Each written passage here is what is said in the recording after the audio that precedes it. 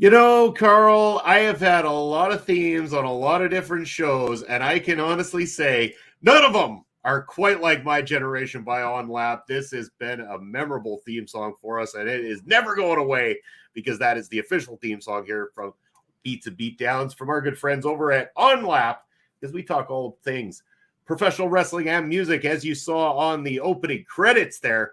I'm Bobby Munson. Beside me, Carl Carafell. And we're here to talk some more music with you guys as we go through that catalog A to Z of the connection of professional wrestling and the world of music. And we're going rock and roll once again today. In fact, we're going a little bit more on the metal side than ever before. We're talking about one of the godfathers of heavy metal, Mr. Ozzy freaking Osbourne. The letter O, brought to you by Ozzy Osbourne. I am very much looking forward to this one there, Carl, because Ozzy is the man. I mean, when it comes down to it, has like outside of, say, some of the other big ones like a Metallica, stuff like that, has there been anybody to have this kind of level of catalog upon the heavy metal world as what Ozzy has produced over the years? I don't think so. I mean, considering we're still getting music from Ozzy, good music too, right? Yeah, right. And I mean, yeah, I mean, you talk Godfathers, right? Like Metallica, of course. Still, they're coming out with another album as well. Ozzy fair enough. still producing music, and we could have used Ozzy on a number of different letters. We could have used O, like we're doing now for Ozzy. We could have used J for John Michael Osbourne as he was born, or we could have used him for T for the Prince of Darkness as well. Just a few of the names that Ozzy Osbourne has gone by over the years. Yeah. And again, he wasn't always just known for being Ozzy Osbourne, the singular performer, or at least in name anyway. This is the man that started off, and yes, I know Parrish is going to make his jokes at this point. This is the Black Sabbath man, not Led Zeppelin man. That's an inside joke. We're not going to go into too much detail on that one. But yes, Music Months had screwed up all sorts of kind of bad one day while we were watching a pay-per-view recently. But enough on that one.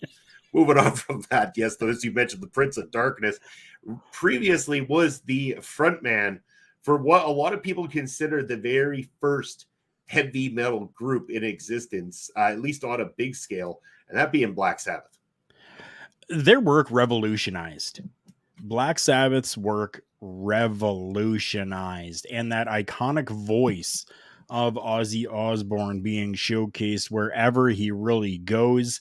Black Sabbath pioneered the genre of heavy metal, and songs like Paranoid or Iron Man, right? War Pigs, yep, War Pigs. Black Sabbath doing a song called Black Sabbath. Yes, that actually rose up the ranks as well. Unbelievable how they really took a style of music and turned it into a revolution. Yeah, and that's a great point to make, a revolution, because this is what kickstarted it. And again, like you said, Ozzy's still at this point producing music, but it's everything that he's done along the path to really popularize and put metal into the forefront of the industry, not just the music industry, but of pop culture in general. Not everybody knows every single heavy metal artist that's ever been in existence, but I can guarantee you 9 out of 10 people you ask definitely know exactly who Ozzy Osbourne is and have heard music from the Prince of Darkness at some point in time within his illustrious career. Definitely. And I mean, when we talk about how, amazing all of this is and how this really pioneered and brought to focus this genre of music, I want to make note that this was back in the 70s, the 1970s, that all of this had happened. Ozzy Osbourne kind of parted ways with Black Sabbath back in the late 1970s. Just conflicts with the band and whatever, right? I mean, they did reunite a little while later in 2011 for a tour and a final album. Neither here nor there with that. We're focusing on Ozzy and that iconicness to him. Yeah. And again, he, proved that he brought a lot to the table outside of Black Sabbath, because when he went solo, which a lot try, not many succeed. Ozzy succeeded and then some. He stood out like a sore thumb, delivering such hit albums like Diary of Madman, one of the most best, strongest heavy metal albums that you can go get yourself into. Yeah. Again, featuring a lot of great tracks on that. He proved time and time again, not only that he could put out the great music, but that he could keep up with the times, because Ozzy has always managed to adapt to a sound that's distinctly his, keeps along the same path of what he's doing, but also keeps the curiosity of a modern fan, which continues to grow his audience decades after he made his debut as a musical artist. Right? During his solo career, he produced 12 solo studio albums. Yeah. Half of them, so we're looking 6 out of the 12, 6 of them received multi-platinum certificates in the United States alone.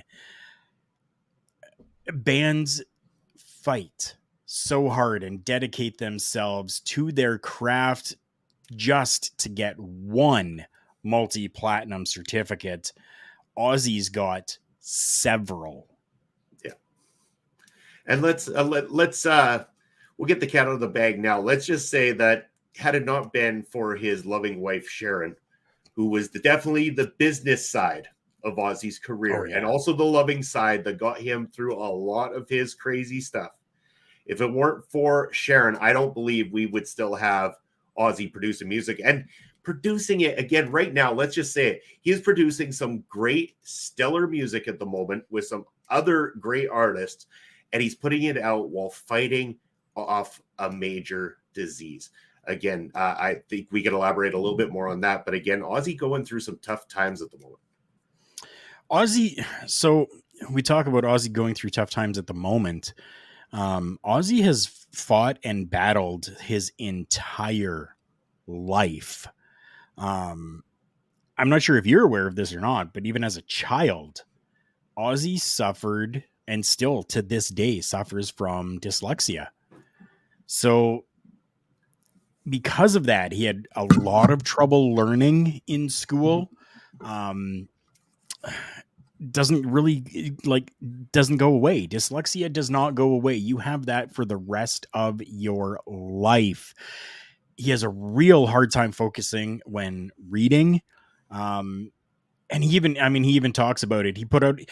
That's another thing that he's done. He put out a book called I Am Ozzy. Yep. And he really talks about the struggles that he had as a child going through dyslexia. So Ozzy is a damn fighter since childhood. And to continue to see him going through what he is going through now and to have that support beside him in Sharon, you're right. If she was not there, I think that we would have seen a very broken down, disheveled Ozzy Osbourne who was not doing anything and fading away from existence.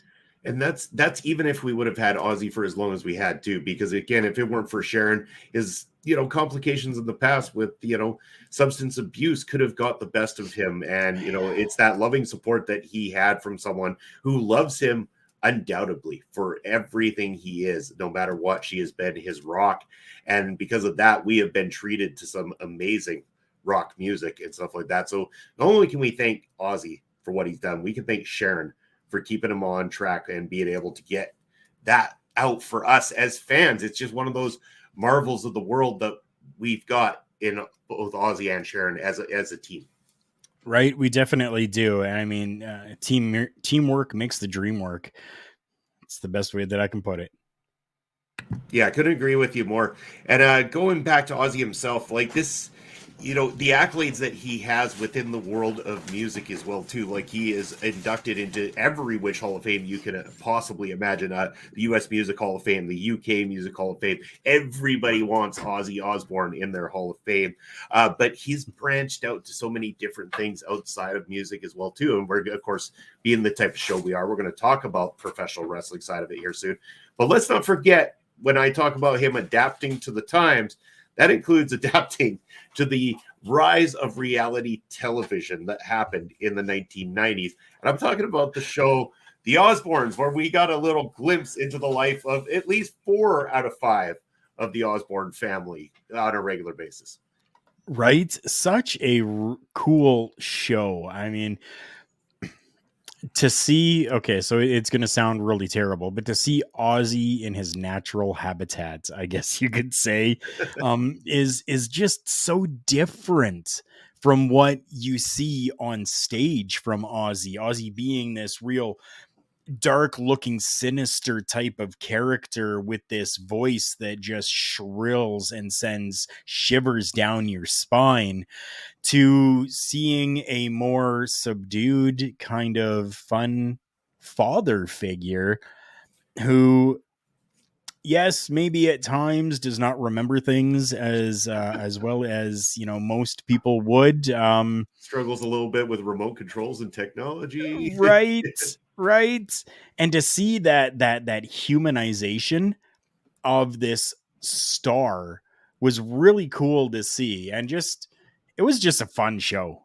Well, and how many people tried to copy it as well too? That was the thing. He was one of the ones that did it first. They got pen to paper before a lot of people, and because of the popularity of the Osbournes as a show, a lot of others, including Gene Simmons himself, that went out and did Family Jewels, definitely nowhere near the popularity of the Osbournes, even remotely. But again, a lot of people that wanted to copy. When you see something good, you want to be able to duplicate it, replicate it, make it your own. And that's the thing. It's often hard to ever replicate an original and do it better. We're going to talk about copycats for a moment here as well. Hulk Hogan. Hogan knows best. Yeah. Right? Like, that was another one, right? Mm-hmm. And I mean, they're not foreign to each other, Ozzy Osbourne and Hulk Hogan. And so for that to happen, yeah, I mean, Ozzy again was just a pioneer, a revolutionary pioneer when it came to these types of television programs, kind of moving away from the other types of reality shows that were out there, like the dating ones, or different stuff like that, or the Big Brothers of the world, let's say, right? So kind of need to put me into that Big Brother house one of these days. Right. And for Ozzy to be able to take this into a reality type of setting, and shift it away from these other shows that honestly really felt a lot scripted more than reality, unfortunately, Ozzy's show really kind of showed more genuineness to it. Yeah, and that's what kept people glued in, other than the fact that clearly everybody wanted to hear just how many times Ozzy would drop the F-bomb or say, Sharon! Right. Oh, at least 13 times every episode. Oh, definitely. Well, usually 13 times per each commercial break. Right. And that's F-bombs included, I'm telling you. Yeah. Oh, yes. So, interesting fact about Ozzy Osbourne, and I guess I'm not shocked about it in a sense, but it's just the style doesn't quite blend together, is that it was when he heard the Beatles song, She Loves You, that influenced him to want to become a musician. And it's only surprising in the sense that especially that particular song by the Beatles is more along the timeline of their poppy era. So a young Ozzy Osbourne hearing the Beatles, She Loves You, inspired him to become a musician.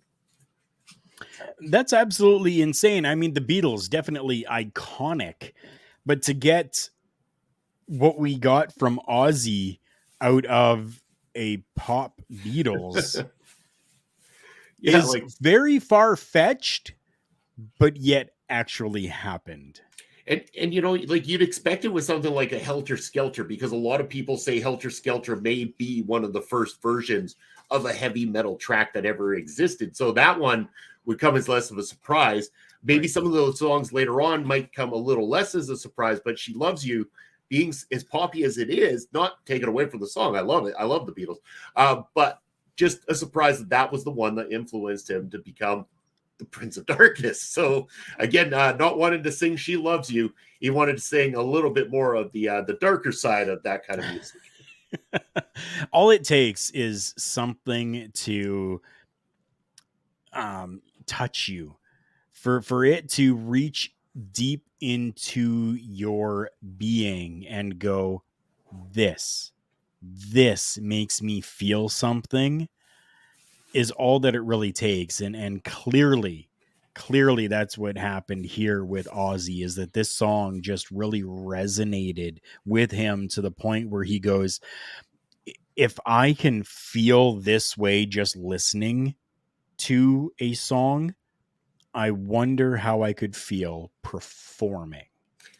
That's Right. right.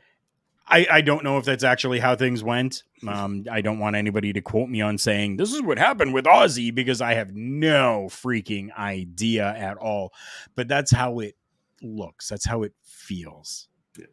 Hey, and if you do happen to know some true form facts that you want to share with us, feel free to let us know in the comment section. We're always willing to learn a little bit more. Oh But yeah. let's anything else musically we want to touch on before we start to make that connection to pro wrestling? I don't have anything musically. Okay. No, nothing musically that I have left here. All right, so let's talk about that connection then, because that's what we're here about: wrestling, pro wrestling, music. It's all connected. And how does Ozzy connect to this? Well, a multitude of ways outside of songs of his being used time and time again by the WWE and various companies in all sorts of forms. Ozzy Osbourne has appeared on WWE, WWF television before. In fact, at WrestleMania 2, Ozzy was in the corner of the probably, I would say, one of the best teams, if not the best tag team in the history of professional wrestling, in the form of the British Bulldogs.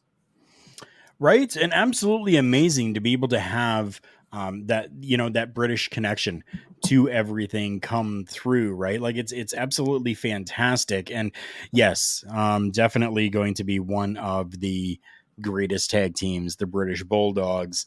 And it's just beautiful when you can actually take somebody who is a huge star. Even back then, yes, even at WrestleMania 2, Ozzy was a huge star coming from England to work with the WWE in a capacity with a English or British tag team. It just fits so perfectly. It really did. And again, Ozzy's star just continued to rise past that. Like, not only did WrestleMania help him, but it helped WrestleMania as well too. It allowed people to get that opportunity to see those stars in that capacity. And as Ozzy's star continued to rise, WWE definitely made more of a connection to him in the late 90s when he was pumping out a lot of great tunes. He was being able to have those tunes used in the WWF, especially during the Attitude Era. We heard a lot of his tracks back then, towards the late 90s, being used in that capacity. We also have seen him and Sharon Osbourne as guest bookers on Monday Night Raw as well, too. So he has made multiple appearances for the WWE in those capacities. And some of the, like, I don't want to say funniest, they were comical.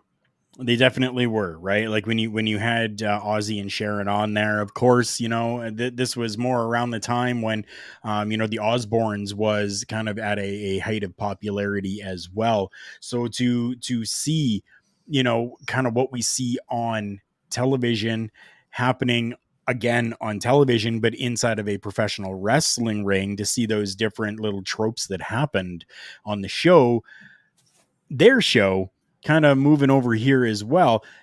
Again, we've talked before in previous episodes where we see different connections of things where, maybe this person coming over here has brought over different fans. Well, this is kind of the same thing. It's a little bit of a reversal in that sense, where maybe people who were not as familiar with Ozzy or Sharon or even the television show that they had going on, professional wrestling fans seeing what they did, maybe transition over and start watching the Osbournes. You're right. And I was just thinking about it too, and we would be wrong in not mentioning the fact that another thing that Ozzy and Sharon are responsible for is the infamous Ozfest tour that brought us a lot of big names. And a lot of those names eventually also had their opportunity to have their songs or performances utilized by the WWF as well too. The Ozfest tour, I mean, tell me that wasn't the first time that you woke up to the band Slipknot. It was with them Right. being on Ozfest. Right? 100%. Yeah. Yeah. And that tour, again, that came right in that time around the Attitude Era, when that was the kind of thing that was just fitting in perfectly with the sign of the times that was going on. That Attitude Era plus heavy metal music, or new metal as it was being called, was being done. And Ozzy and Sharon were doing a great job of, really ushering that in and getting heavy metal bands and new metal bands on the same platform together, allowing this diversity of heavy metal to be seen by the masses and really do a lot to help a lot of young up and coming bands get their names out there incredibly quick. And it's real nice to be able to see that, where someone who has the fame of Ozzy, who has gone out there and made his money, doesn't just sit back and now sit with his money and say, haha, look what I did, but instead is essentially giving back to the community of music and showcasing some of these, up and coming bands. And you used Slipknot, and I think that it's fantastic that even now Slipknot has taken, the essence of what Ozzy had done with Ozfest. Slipknot is now doing their own as well with Knotfest. Mm-hmm. And so it's just really nice to be able to see that Ozzy didn't just, take his career and then sit back and go, I'm good now, but instead is saying, no, I need to make sure that this continues on and that legacies are built. Exactly. And again, he inspired a lot of young bands to do certain things, but and then he also, like we said, he got involved in so many different things that he transcends just one particular genre of pop culture. And that's why we're having a discussion about Ozzy here today. And again, time and time again, his music used in professional wrestling, including at Survivor Series War Games, where not only did they use the song War Pigs, but Ozzy actually did video pieces that were then connected to promos of the wrestlers involved. And that video played time and time again, and excellent. I loved that piece. It was fantastic. It was so well done. Kudos to the production department for the work that they did on these video packages. And then to see that during the pay-per-view of War Games, which, yes, was only a month ago, right? Like, that's insane to still know that Ozzy is being talked about. Ozzy is being showcased. Ozzy Osbourne is living on in a new generation of fans of music and with fans of pro wrestling. You bet. And yeah, he continues to want to continue to pump out more and more new tracks. Again, he is currently going through a type 2 Parkinson's, or it's a specific type of Parkinson's disease, a nasty, nasty disease that he is fighting right now. And, wishing him all the absolute best. And I know that's going to be one hell of a fight, but, this is a guy that could lay it down, say, I've given enough, I've done enough, and nobody would fault him for it. And that's not what he's doing. He wants to continue to pump out more of that legacy before he goes. And you could have an artist come out and try this and not succeed. Like, the music might just feel forced. This does not feel forced. Ozzy's last album, Ordinary Man, and this current one are straight fire. They are great. And a lot of the tracks on it are great. There's a reason these tracks are hitting the rock charts and stuff like that, because they are great collaborations, ones you wouldn't even expect. Like he's collaborating with Sir Elton John, Eric Clapton, people like this that you just don't see coming, and it is phenomenal. It definitely is. And again, it's just a real testament to who he is with his talent to be able to go from being inspired by a pop Beatles song to creating some of the most iconic heavy metal music that is out there, even still to this day, to now working with artists that, are not really synonymous with metal or even rock for that matter, but working with them and making beautiful music. Very much so. And yeah, that's what I've got written down, Carl. Unless there's some other facts that you want to talk about, we could get on with our favorite song. I think I just want to mention something that I found really interesting. Ozzy has a number of tattoos. He has like 15 different tattoos on his body that weren't all done by professional tattoo artists. Some of the tattoos that are probably the most famous are the ones on his knuckles of his left hand that actually spell out Ozzy. They were actually done by Ozzy himself as a teenager Nice. with a sewing needle and a great polish. Ooh. Besides the tattoos that are on his knuckles, he has tattoos of smiley faces on both of his knees. And the tattoos, according to him, are helping him cheer up when he's in tough times. So I thought that was interesting to know that the Prince of Darkness has smiley face tattoos to help cheer him up during tough times. And that's very inspiring as well too to hear, because as we as this episode airs as early as the new year, happy new year to everybody. I think back on that, and sometimes that's what we need. We need that little bit of an inspiration or an uplift and stuff like that to really kick things off. And I'm glad that he has something that's able to do that for him as well too, outside of his, obviously his work is. Oh yeah, me too. Well, let's get to that segment, our favorite segment, talking about our favorite song. And again, I know you're going to have a real kicker here for us. I know it's going to be good.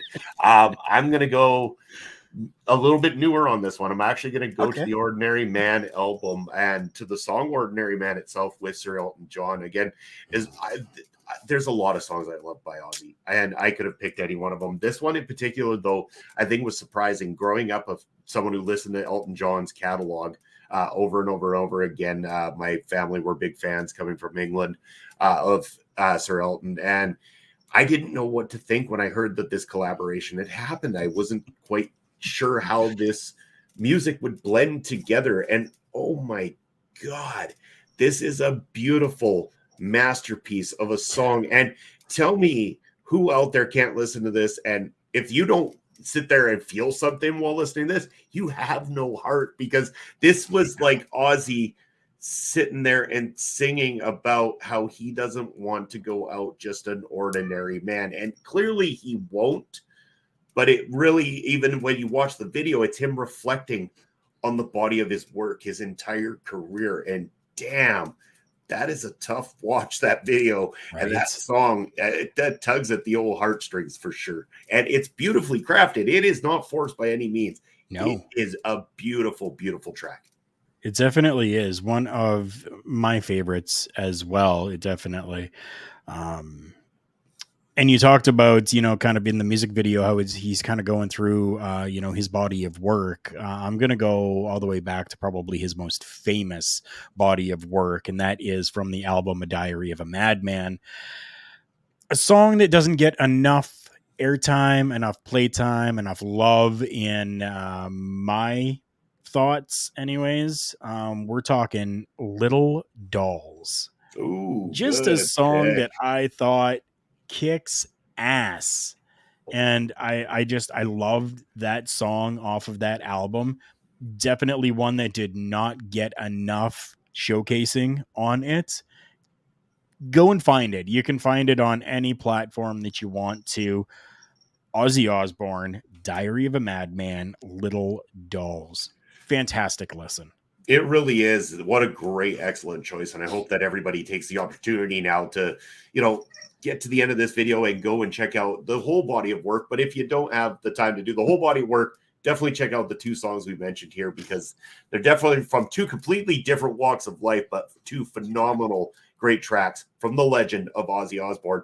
But Carl, that's going to bring us to the end of this particular episode of Beats and Beatdown, the letter O. We're going to be learning the letter P next time, and that's going to be for Pitbull. We know he's had a little bit of a run with pro wrestling, so we're going to learn a little bit more about his career. But as far as Ozzy's concerned, we're going to end this episode right there. And we should also mention, again, we mentioned on the last episode, the letter Q is coming up very, very fast, people. And that's going to be our very special Q&A episode. It's Ask Bobby and Carl anything you want, whether it's wrestling related, music related, or when the two worlds collide. We want to find out what kind of questions you got for the two of us, and we're going to dedicate a whole episode to it. Yeah. So Carl, where can people reach out and find us? Well, I'll start here. You can find me throughout the week on different various shows here on our local establishment. Reach out through all our different social media for OLE as well as check out the ticker down below for where you can reach out. And then, Carl, yourself, I'm going to put right up there, and you tell people where they can reach out and get those Q&A questions into you. Easiest way to do it is go to that link down there. It is Linktree /Carl Carafel. That's going to take you to the page that has all of the socials for myself available there. Go and like, share, follow, do whatever you need to do, and send me a message with your questions for the upcoming letter Q on Beats and Beatdowns. It's going to be a fantastic episode. And again, what we've mentioned it before, we will be having our finale in a live capacity, just like we did with season 1. And we've got a special guest joining us as well, too. More on that coming up in the coming weeks. But in the meantime, and in between time, Carl, we're moving on to the letter P, and that's going to be for Pitbull. So make sure you tune in to another edition of Beats and Beatdowns. Like, follow, subscribe on all the different channels, whether you're watching on our local establishment, the Video Bros Network, or Turnbuckle Studios. Make sure that you're following along and showing love and support. We love each and every one of you for taking the time to tune in. Take care, and we'll see you on the very next episode of Beats and Beatdowns.